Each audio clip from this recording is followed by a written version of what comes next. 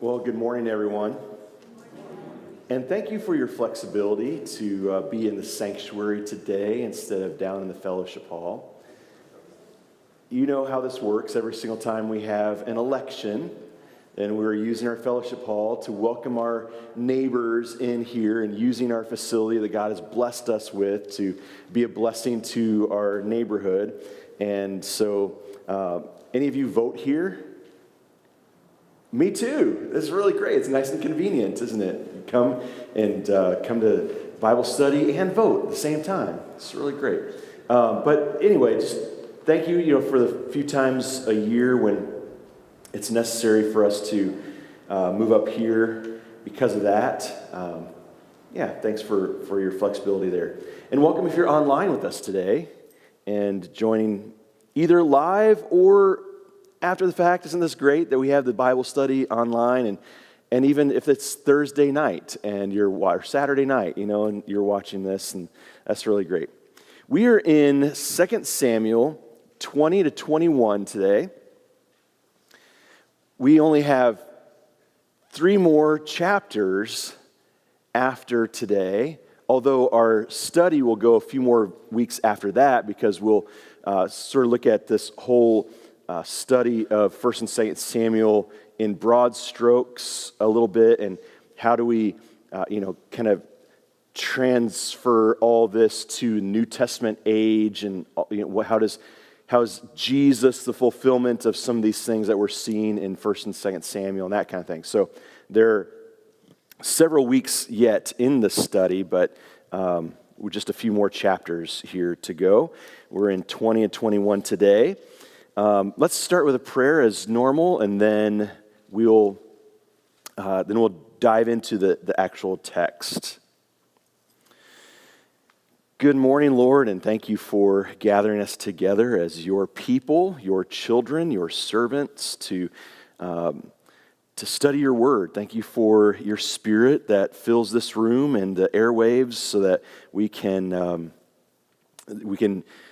gather around this word and have understanding and insight and strength and faith. We know that you're always speaking through your word, and we pray that your Spirit would just guide us in our time today, that there would be greater understanding for each one of us. In the name of Jesus, we pray it. Amen. You can see at the top of your handout that I colored in 2 of the boxes in that overview of 1 and 2 Samuel, because we're in that last section, but we're bridging between 2 spots here. What we're going to see in these chapters, underneath those boxes, number 1 and number 2, we're going to see the end of the chronological history of David's reign, minus a little bit of 1 Kings 1, where we see David as a frail old man and ready to die. Okay, so outside of that, we get the end of the chronological accounting of David's reign as king over Israel. That's chapter 20. Chapter 21 is the beginning of sort of a looking back and a reflection on David's kingship over these 4 verses, 21, 22, 23, 24. We're going to get into that in a little bit more detail, but we'll start it with a little bit of a flashback to earlier in David's reign and some things. It's almost like this. The writer of 1 and 2 Samuel is going along telling the story of David, and then he gets to the end, and then he realizes, by the way, there's also this other story. Let me tell you about that. And there's also this other thing. So it's almost like leftover material. Anybody a writer in here and have ever had to write something like a term paper, class paper, dissertation, something like that, and you have all this material you're trying to, weave together, and then you're like, yeah, but I can't not tell this one, and so then you have to stick that in too. And so it's almost like there was There are a couple leftover stories there, but we're going to get into that here in just a bit. And it's a little bit of a theological summary of David and his work, his successes and failures. All right, so we'll see that coming up. Let's start with chapter 20. What we're going to find here is it's almost like David had some really great times, and then he had a disastrous failure, and then his kingship ends in a bit of a whimper, almost like a tragic end to the reign of David. All right. 2 Samuel 20. Now a troublemaker named Sheba, son of Bichri, a Benjamite, happened to be there. He sounded the trumpet and shouted, "We have no share in David, no part in Jesse's son. Every man to his tent, O Israel."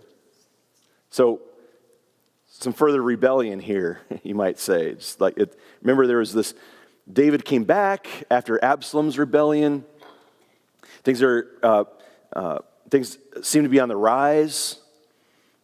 Judah, for sure, all the people of Judah, the tribe of Judah, all those people have rallied around David because they say, we are his people. Of all people, because David is from the tribe of Judah and from the town of Bethlehem, which is in Judah. And so the people of Judah, yes, this is our man. And the other Israelites are like, not so much. And the people of Benjamin now, all of a sudden, there's at least this one guy in Benjamin. Now, Benjamin is the tribe that ends up going with Judah when this nation splits in two. But here, there's at least one, the son of Bichri, Sheba, who is calling out for more rebellion. Oh, no. We have no part, no share in David. So all the men of Israel deserted David to follow Sheba, son of Bichri. But the men of Judah stayed by their king all the way from the Jordan to Jerusalem. When David returned to his palace in Jerusalem, he took the 10 concubines he had left to take care of the palace and put them in a house under guard. He provided for them, but he did not lie with them. They were kept in confinement till the day of their death, living as widows.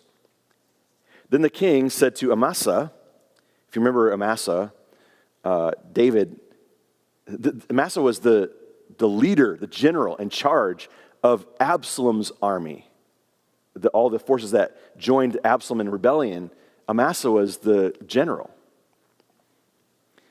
And afterwards, David said, God deal with me, be ever so severely, if this time tomorrow Amasa is not the replacement for Joab, who was David's general. So David says to Amasa, "Summon the men of Judah to come to me within 3 days and be here yourself." But when Amasa went to summon Judah, he took longer than the time the king had set for him. David said to Abishai, "Now Sheba, son of Bichri, will do us more harm than Absalom did. Take your master's men and pursue him, or he will find fortified cities and escape from us." So Joab's men and the Kerethites and Pelethites and all the mighty warriors went out under the command of Abishai. They marched out from Jerusalem to pursue Sheba, son of Bichri. While they were at the great rock in Gibeon, Amasa came to meet them. Joab was wearing his military tunic, and strapped over it at his waist was a belt with a dagger in its sheath. As he stepped forward, it dropped out of its sheath. Joab said to Amasa, "How are you, my brother?" Then Joab took Amasa by the beard with his right hand to kiss him. Amasa was not on his guard against the dagger in Joab's hand, and Joab plunged it into his belly, and his intestines spilled out on the ground. Without being stabbed again, Amasa died. Then Joab and his brother Abishai pursued Sheba, son of Bichri. So Joab was like, no, you won't take over for me, to Amasa, basically, right? So I think what happened was, like he had this sheath with the knife, and it's almost like he goes up to him to grab him by the beard and to bring him in for a kiss, and he lets that drop out of its sheath right into his hand, and then with his left hand, which is not normal because usually the right hand was the strong hand, but that's why he was not on his guard and died. Verse 11, one of Joab's men stood beside Amasa and said, "Whoever favors Joab and whoever is for David, let him follow Joab." Amasa lay wallowing in his blood in the middle of the road, and the man saw that all the troops came to halt there. When he realized that everyone who came up to Amasa stopped, he dragged him from the road into a field and threw a garment over him. And after Amasa had been removed from the road, all the men went on with Joab to pursue Sheba, son of Bichri. Isn't it interesting the kind of detail that they offer here in the biblical story? Sometimes you wonder, why did they share that? Here's a real honest answer. I have no idea. I have no idea why they share some of that detail. It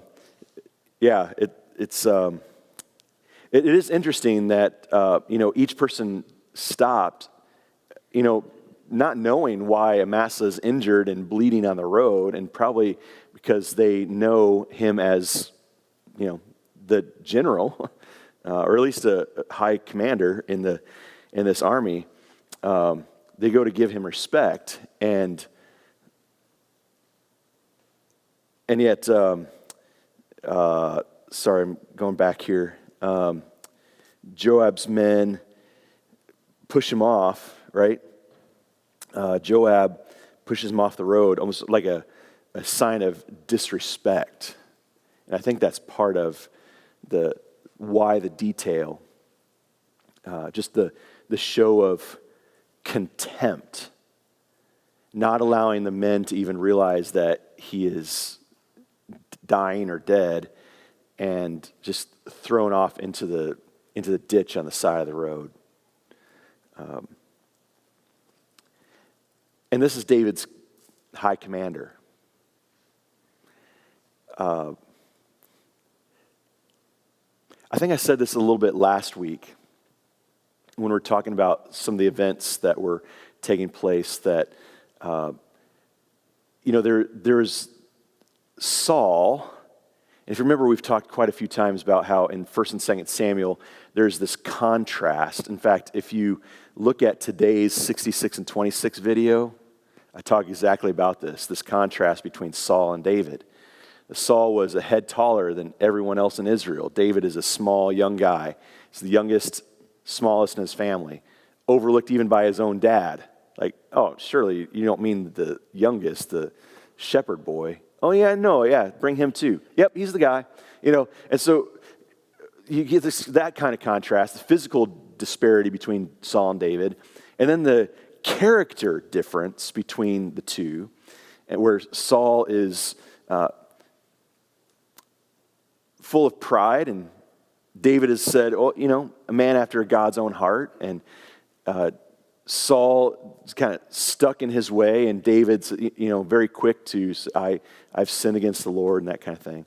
So you see this disparity between Saul and David.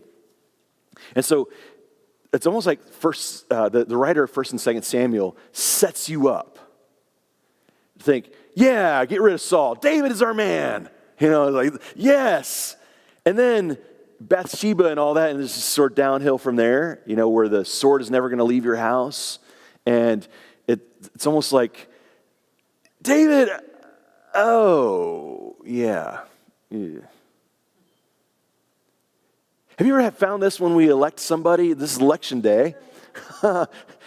we elect somebody to be mayor or governor or president or senator or whatever, and you go, yes, yes, yes, yes, yes, and then he or she gets into office and you go,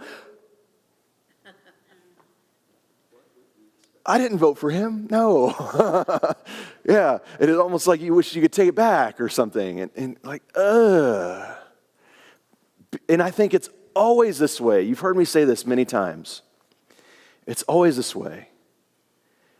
Every leader, whether it's in a family, a business, a church, or a nation, every leader is a human being. And human beings will disappoint us. That's why you cannot build a church on the personality of a person. If the church is built on a man's personality, it's doomed. The church has to be built on Christ and not on people. Right? Same with every home, business, and nation.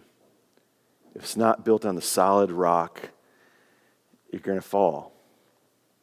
And David is, so as good as David was, the story of 1st and 2nd Samuel reminds us that David is not the ultimate. Make sense? So if you're placing your hope in David, it's like, yes, this is our guy. If we just have this, we have the perfect king. Well, they thought they had the perfect king in Saul, who is this, tall, dark, and handsome guy, and he's, a warrior's warrior. He's like Green Beret type of guy, except then he falters and, not our guy. And then, David, okay, because God looks at the heart, not the outward appearance. And yes, awesome. And then David falls, and you get it? Like just over and over. And I think that there's a pastor who's in heaven now. His name is Timothy Keller. Anybody remember when years ago, we did a series here during Lent called Counterfeit? And it was based on a book by Timothy Keller. He's a Presbyterian pastor. He's in heaven now, as I said. But he wrote this book called Counterfeit Gods. It's all about idolatry, or modern idolatry. So the things that we put our hope in and realize. Now, Timothy Keller is absolutely right. He says, we usually think of idolatry as bad things. But idolatry is when we put our hope in good things. The better something is, the more likely it is to become an idol for us. Hard work, achievement, solid family, even Christian ministry.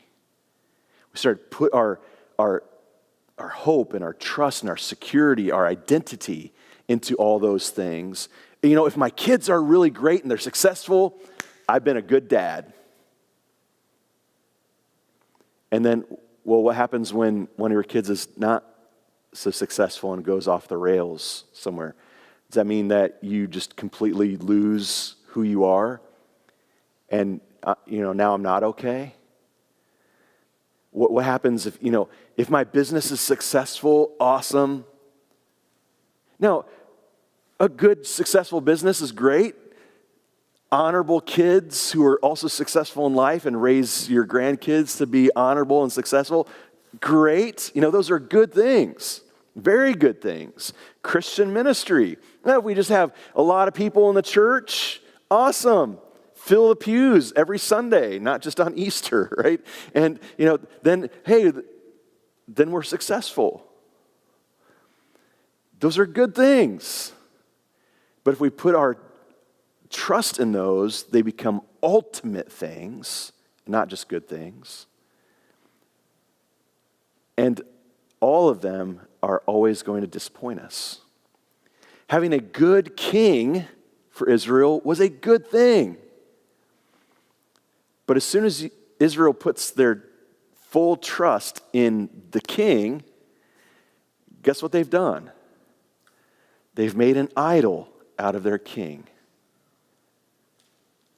So remember in 1 Samuel where they're just begging for a king. Give us a king like all the other nations. Give us a king, then we really will be someone. Our nation will be something if you give us a king.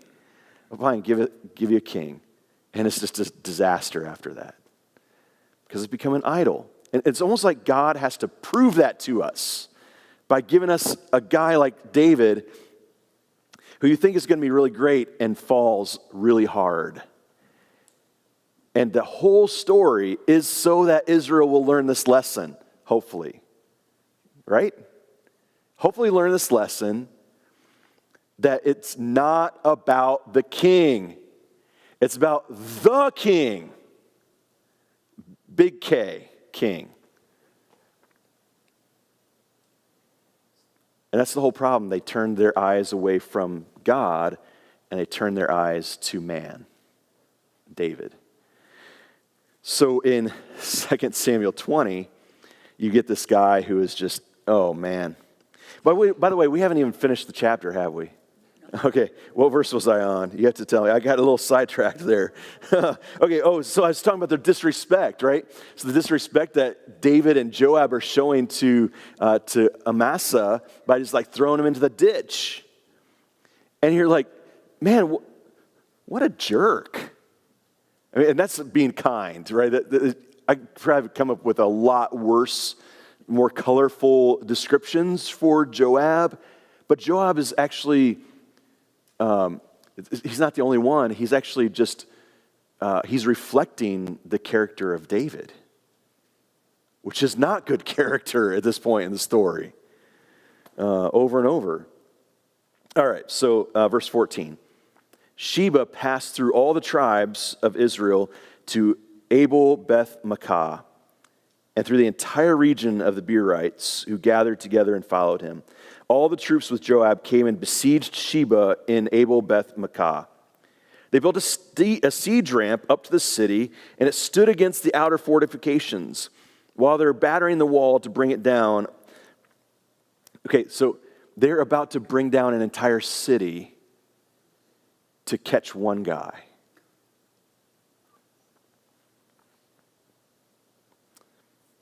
As they were battering the wall to bring it down, a wise woman called from the city. It's kind of interesting. Just nameless woman.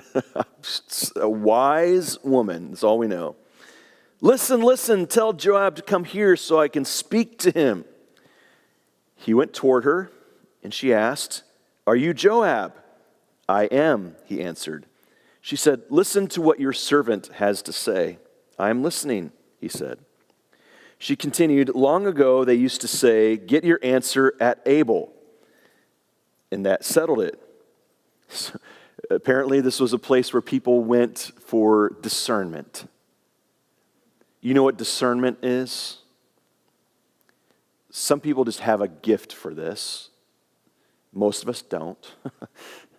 Discernment is the ability to very easily divide between good and wrong. This is of the Lord, this is not. And very easily, you look at a complex array of stuff, and you go, that's good, that's not. That's discernment. Some people have a gift for that. One of my mentor pastors, the guy who's the pastor of my internship when I was in Twin Cities for a year,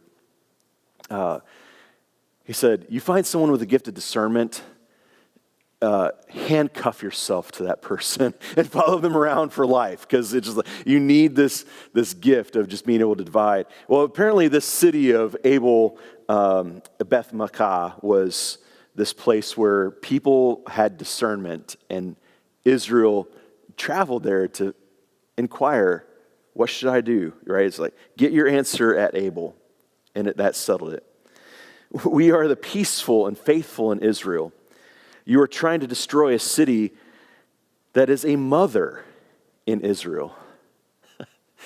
like your mom you go to advice for, like this is the one. This is the place. Why do you want to swallow up the Lord's inheritance? Far be it from me, Joab replied. Far be it from me to swallow up or destroy. That is not the case. A man named Sheba, son of Bichri from the hill country of Ephraim, has lifted up his hand against the king, against David. Hand over this man, and I'll withdraw from the city. The woman said to Joab, his head will be thrown to you from the wall. And she's called a wise woman. I guess she knows how to save the whole city. Yeah, one person dies for the sake of the entire city. Then the woman went to all the people with her wise advice. And guess what? Verse 22. And they cut off the head of Sheba, son of Bichri, and threw it to Joab. So he sounded the trumpet, and his men dispersed from the city, each returning to his home. And Joab went back to the king in Jerusalem.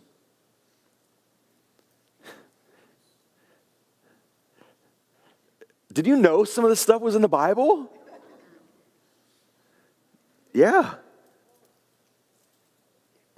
Like, if Hollywood got involved, man, they could make some stories out of some of these things that happen in the Bible. Now, we've talked about this before, right? The difference between what God commands and what the Bible describes. So the difference between prescriptive and descriptive. It doesn't mean that Joab was doing what the Lord wanted him to at this point, but it's just describing what was going on. Joab was over Israel's entire army. Benaiah, son of Jehoiada, was over the Kirithites and Pelethites. Adoniram was in charge of forced labor. Jehoshaphat, son of Ahilud, was recorder. This is not the Jehoshaphat that we know, which actually is in like 2 Kings or 1 Kings. That's not the same Jehoshaphat. I think it's like 1 Kings 21, 22, 23-ish, that area, where Jehoshaphat is king in Judah. This is not the same dude, but same name, just so you know. Shiva was secretary. Zadok and Abiathar were priests. And Ira the Jairite was David's priest. And that ends it. It's like that is how the chronological history of David and his reign ends.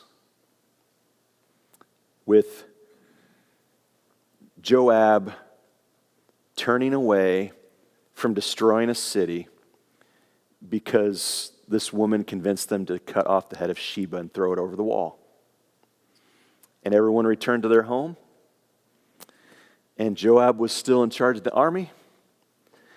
And you get to 1 Kings 1, and suddenly David is frail and about to die.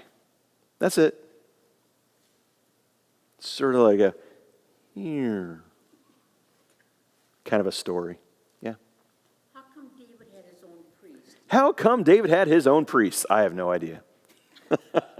Because he was king, I guess. Yeah. It may be that it wasn't that he was priest just for David, but that he was the priest at the time of David. Does that make sense? Like he was the priest over Israel or over Judah, something like that, or served at the time of David. It would be almost like Aaron was Marty's pastor. Well, am I only your pastor? No, I'm pastor over the entire church. I shouldn't say over. I'm not pastor over anything. But I'm a lot of other people's pastor also. So maybe something like that. And what's that? Oh, yeah, not a Levite. Yeah, Ira the Jairite. Yeah, yeah. Although, yeah, let's see. Jair of the tribe of Manasseh, it says in my note. I never really paid much attention to it, but yeah, interesting. What's a Jairite? Is that his name? Well, the ITE is added, like Israelite would be like someone who is from the people of Israel. In this case, the person's name would have been Jair, Jair, Jair. So it'd be a Jairite. Or like the Judahites from the tribe of Judah, you would be a Judahite, a Jew. That's how it actually became Jew, from Judahite. Yeah. Other questions while we're paused here? Yeah. I don't understand why they had to cut off this Shiva's head. Why did they have to cut off his head? Why couldn't they just turn the whole body over? Yeah, why couldn't they just turn the whole body over, or just turn him over in chains and say, here's your guy? I have no idea. Yeah, I know. It brutal. Yeah. They lopped a lot of heads off. Yeah, there are a lot of things in the ancient world in particular, but even all the way through into the last 100 or 200 years, where people would do some things to people that really mess with our sensibilities as modern people. Like, we think, cruel and unusual punishment kind of stuff. Like, can't you put someone to death quietly and gently? No, it's got to be, yeah. It ruins the movie script if you do it so gently, yeah. Yeah. Yeah, I think there's something to be said about just the finality of that. There's no question the guy's dead if you're, yeah, go ahead. If you don't understand, or not you personally, but you can't, pastors can't answer questions like this, so why is it so important? Right. Yeah, that's a good question. Why, if even the pastor can't answer a question, why I need to know this, why is it in the Bible anyway? Well, at the time when this was written, it definitely would have made more sense. I mean, there were some things that culturally are challenging to us. Some things that are shared culturally, where you the story about this Sheba guy, and then it's passed down by oral tradition, and then the writer of 1st and 2nd Samuel, inspired by the Holy Spirit, includes it in this story. Like, here's where that fits in. Here's where that and all the time when we're getting, whether you're talking about the Pentateuch written by Moses, you're getting the Psalms written by David and others, you get Isaiah the prophet, or you're getting Matthew, Mark, Luke, and John. Anytime it's yes, it's a historical accounting of events, but it's told with a theological lens. So the story is told from the perspective of what God is doing in the world. So a theological accounting of history, and in narrative form. All three of those things are happening. It's history, theology, literature, all wrapped in one. And so some of it is storytelling. Some of it is to make a theological point, like I've talked about with the comparison between Saul and David, or the tendency to elevate people instead of elevating God. And part of this is to show the depravity of man. Why cut off this head? Things like that. So there may be many different reasons why each of these pieces of the story is told. And if we had more time, we could dig into a lot more detail of, well, why that piece of the story? Why that piece of the story? Why not this other piece of the story? Things like that. John, the evangelist, at the end of the Gospel of John says, Jesus did many other things, and I suppose if it was all written down, all the books in the world couldn't contain all of what Jesus did and said. And so, what we have in the Gospels is a small little glimpse of the things that Jesus did.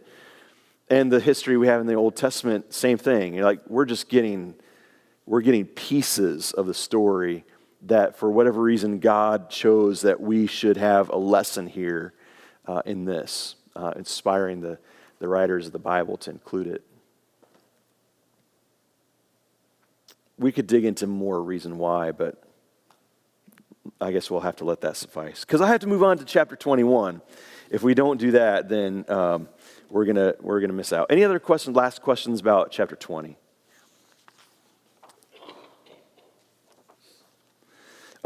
Very bottom of page 1, see key takeaway.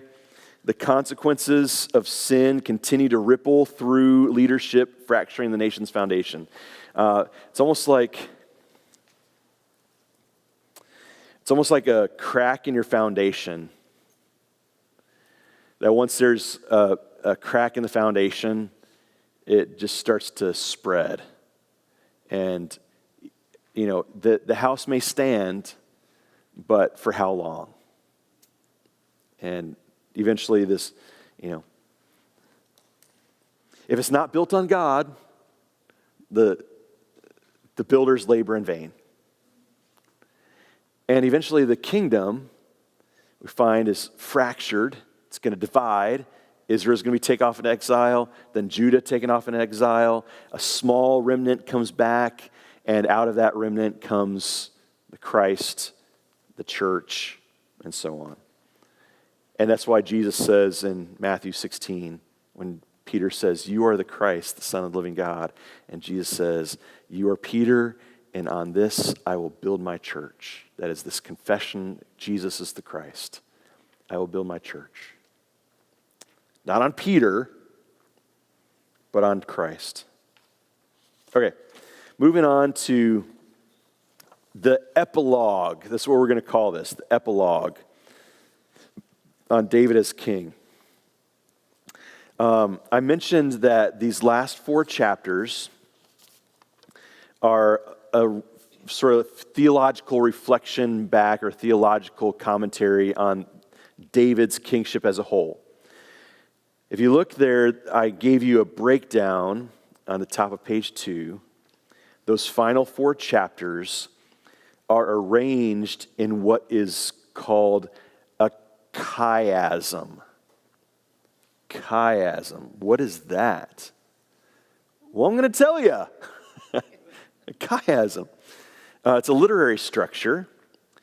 The chiasm comes from the Greek letter chi, which is, it looks like an X. It is in any translation you get from the Greek to the English, the chi becomes a CH. In fact, chi is spelled CHI. Chi. So the Greek letter chi looks like an X. The name Christ, or the title Christ, starts with chi and a rho, which looks like a P, the letters in the Greek alphabet. Christos. We put that CHRISTO, Christos. But in the Greek, it's an X. Chi, rho, Yoda, and so on. Okay, so the structure looks sort of like one half of the X. In that there's see why I put the yellow lines there? It looks like half of that X. That's why it's called a chiasm. there's a correspondence between what is sometimes called A and A prime, the first and last, the second and second to last, B and B prime, and C and C prime. So basically it's an ABC CBA pattern. Get it? Okay, so that's what it looks like. So if you look at the first section of that chiastic structure, it's talking about Israel punished because of Saul. You look at the very last one, and Israel's punished because of David. Look at the second one and the fifth one, David's mighty men, David's mighty men. So there are these two stories about the work of David's men, soldiers under him, and the rescue and conquest and all that they provide. And then the middle ones, the C and C prime, the Lord's deliverance of David and the Lord's word spoken through David. So there are these two songs or poems that David writes, one about his deliverance that God brought for him, and then one reflecting on the fact that God's own words are spoken through David. So right in that, sometimes what happens is that chiastic structure, it's almost like it's pointing to the center. And sometimes in a chiastic structure, that's why there's a little bit of space there, sometimes there's an A, B, C, D, C, B, A. And there's like a one line or a very short passage right in the middle that's not like all the others. And it's really pointing to that one right in the middle. This one doesn't have that exactly, but sometimes that does happen. All right, so let's read chapter 21, 1 to 14, and see that this first piece, this is A in that structure. During the reign of David, there was a famine for 3 consecutive years. So David saw the face of the Lord. The Lord said, "It is on account of Saul and his blood-stained house. It is because he put the Gibeonites to death." The king summoned the Gibeonites and spoke to them. Now, the Gibeonites were not part of Israel, but were survivors of the Amorites. The Israelites had sworn to spare them, but Saul, in his zeal for Israel and Judah, had tried to annihilate them. This is, by the way, when the Israelites had sworn to spare them. This comes from Joshua chapter 9.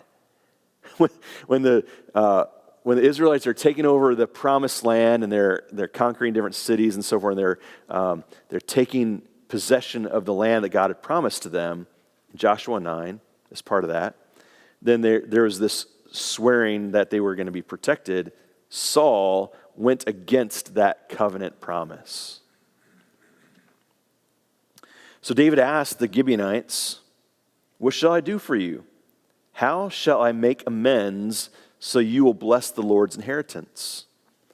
The Gibeonites answered him, "We have no right to demand silver or gold from Saul or his family, nor do we have the right to put anyone in Israel to death." "What do you want me to do for you?" David asked. They answered the king, "As for the man who destroyed us and plotted against us so that we have been decimated and have no place anywhere in Israel, let 7 of his male descendants be given to us to be killed and exposed before the Lord at Gibeah of Saul, the Lord's chosen one." So the king said, "I will give them to you." The king spared Mephibosheth, son of Jonathan, the son of Saul, because of the oath before the Lord between David and Jonathan, son of Saul. By the way, this is another one of those contrasts between Saul's willingness to uphold a covenant promise and David's willingness to uphold a covenant promise. This is actually where we're seeing the good character of David, praise God, but not the good character of Saul. So there's a contrast there too. The king spared Mephibosheth. But the king took Armani, and Mephibosheth, the 2 sons of Ai's daughter Rizpah, whom she had borne to Saul, together with the 5 sons of Saul's daughter Merab. who she had borne to Adriel, son of Barzillai, the Maholathite. He handed them over to the Gibeonites, who killed and exposed them on a hill before the Lord. All 7 of them fell together. They were put to death during the first days of the harvest, just as the barley harvest was beginning. Rizpah, daughter of Ai, took sackcloth and spread it out for herself on a rock. From the beginning of the harvest till the rain poured down from the heavens on the bodies, she did not let the birds of the air touch them by day or the wild animals by night. When David was told what Ai's daughter Rizpah, Saul's concubine, had done, he went and took the bones of Saul and his son Jonathan from the citizens of Jabesh Gilead. They had taken them secretly from the public square at Beth-shan. I was just in Beth-shan in June. Yeah, it's in northern Israel, where the Philistines had hung them after they struck Saul down on Gilboa. David brought the bones of Saul and his son Jonathan from there, and the bones of those who had been killed and exposed were gathered up. They buried the bones of Saul and his son Jonathan in the tomb of Saul's father, Kish, at Zelah in Bethlehem. Sorry, wow, I'm really stumbling here. At Zelah in Benjamin, and did everything the king commanded. After that, God answered prayer on behalf of the land. Ufta.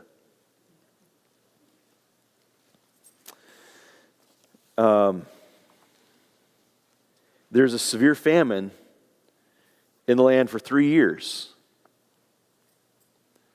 as a result of the covenant unfaithfulness of Saul.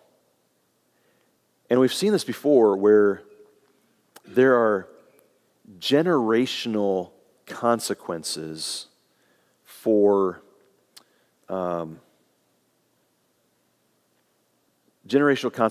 sin of people in Israel. In particular, the leaders of Israel.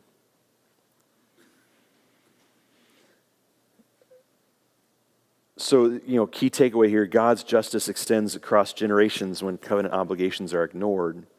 The people of Israel at the time of Joshua had promised the people there, the Gibeonites, that they would be spared. Saul did not have the same compassion or mercy upon them, and that reflected on the whole nation. Well, that doesn't seem fair. No, it doesn't seem fair to us.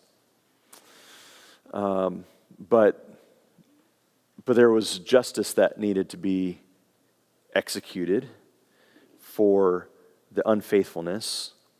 And someone asked me about this reading from yesterday in 66 and 26, if you've been following along and reading through the Bible. Yesterday's reading was from Exodus 1-4. And as you get almost to the very end of Exodus 4, it says something like Moses came and God was about to kill him. And you're like, wait, what? God was about to kill Moses until his wife then circumcised Moses' son and took the foreskin and wiped it on his feet. Like, what? What is that?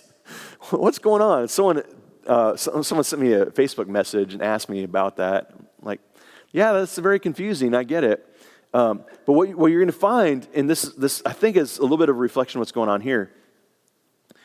There is, what you'll find in the Old Testament is God is very concerned with covenant faithfulness and covenant purity. If you are not pure and faithful, you cannot be in the presence of God. There's a separation between human beings who are sinful and a holy God, and rightfully so. because I often say, if you were able to get in a spaceship and fly directly to the sun, do you know what would happen? Yeah, first you would burn up and then just poof, right? Every atom in your body would just go poof. That's what it's like to go in the presence of a holy God when you're a sinful person.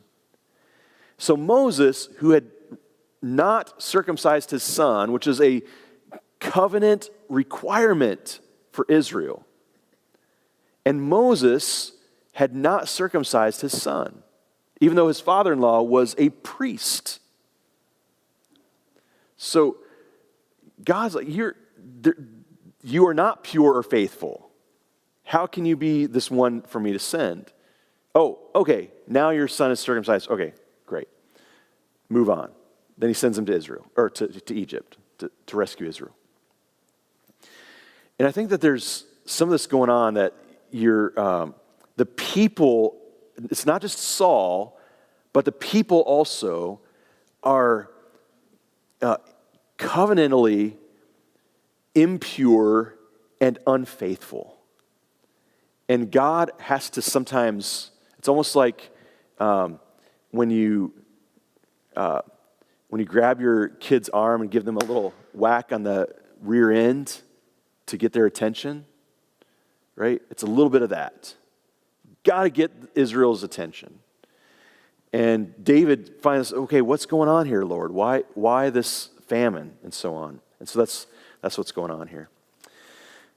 Questions about that? We have a few minutes to finish off this chapter, but all right. Let's finish this. Oh, by the way, I want before we go away from this part, I said God's justice extends across generations when covenant obligations are ignored.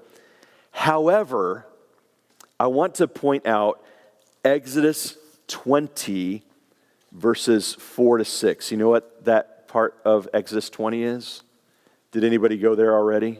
Because you saw it on the sheet. What is Exodus 20? There's certain things you should know about where things are in the Bible. The 10 Commandments. Yeah, okay.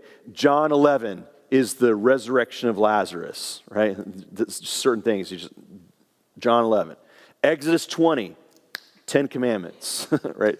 So yeah, Exodus 20 is the 10 Commandments. But when God is talking about making idols and not having any other gods before me, in the Lutheran Church, we lump verses 3 and 4 and 5 and 6 together as one commandment.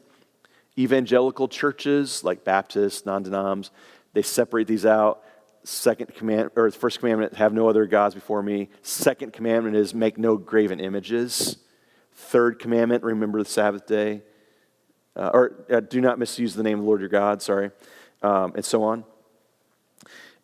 Anyway, we lump these together. But this part of the first commandment, you shall not make for yourself an idol in the form of anything in heaven or above, or on earth below, or in the waters below. You shall not bow down to them or worship them. For I, the Lord your God, am a jealous God, punishing the children for the sin of their fathers to the third and fourth generation of those who hate me, but showing love to 1,000 generations of those who love me and keep my commandments. Now, does anybody really love God and keep His commandments? Not fully. Certainly not enough. I mean, true. What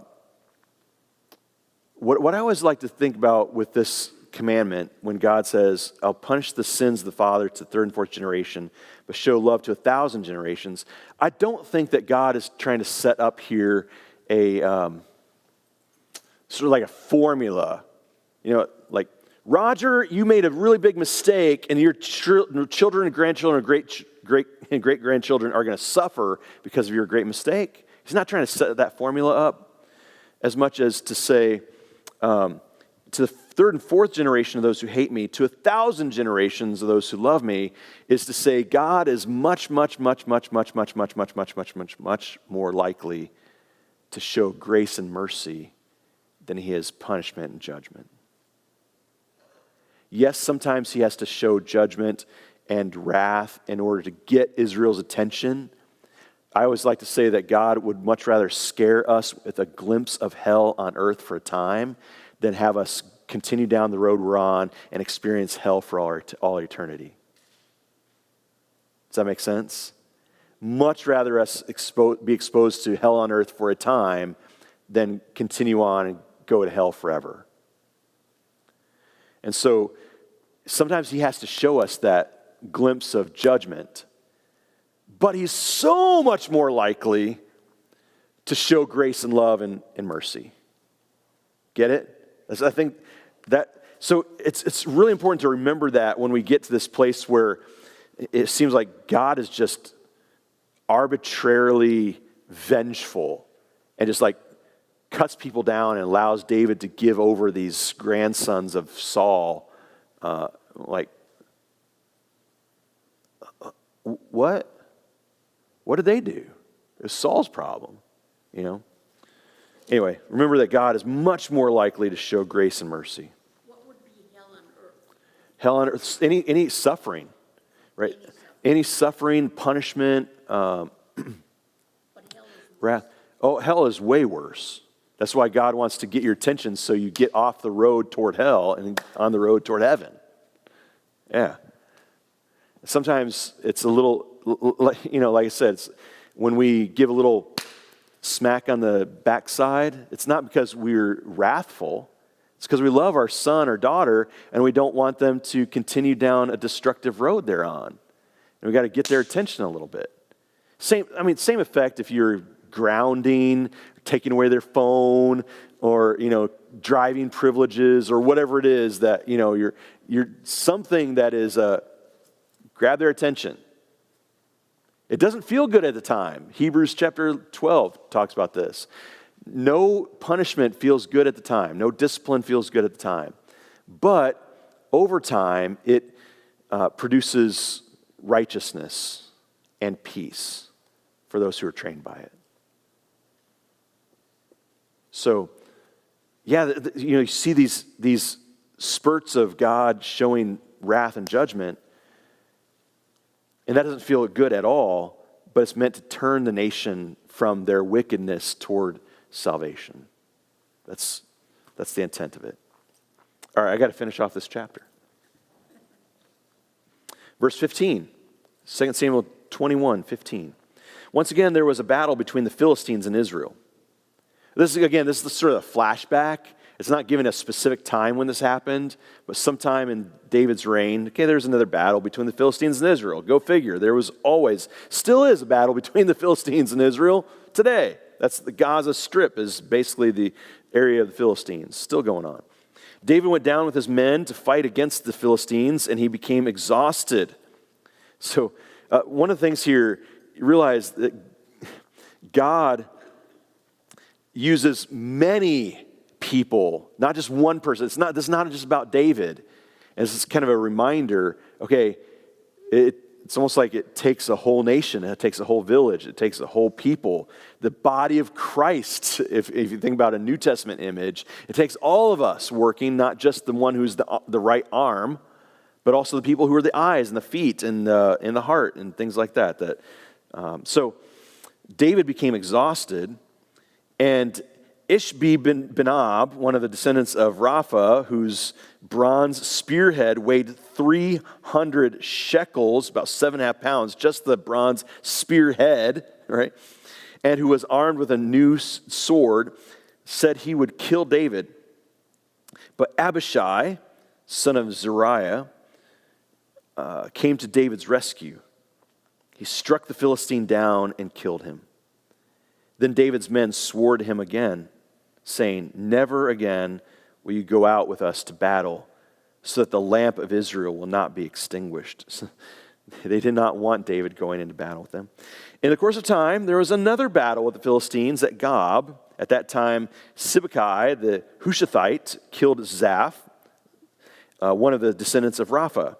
In another battle with the Philistines at Gob, Elhanan, son of Jair, Origim, the Bethlehemite, killed Goliath the Gittite, who had a spear with a shaft like a weaver's rod. In still another battle, which took place at Gath, there was a huge man with 6 fingers on each hand and 6 toes on each foot, 24 in all. He also was descended from Rapha. When he taunted Israel, Jonathan, son of Shemiah, David's brother, killed him. These 4 were descendants of Rapha and Gath, and they fell at the hands of David and his men. It's more giants, not just a Goliath, but other just big, strong, giant men of the Philistines who were cut down by David's mighty men. And, again, the kingdom depends not just on one hero. God raises up many of them. And God's purpose continues through all the faithful actions, not of just one leader, but of many. And there you go. The lesson today from 2 Samuel. Any last thoughts or questions before we go?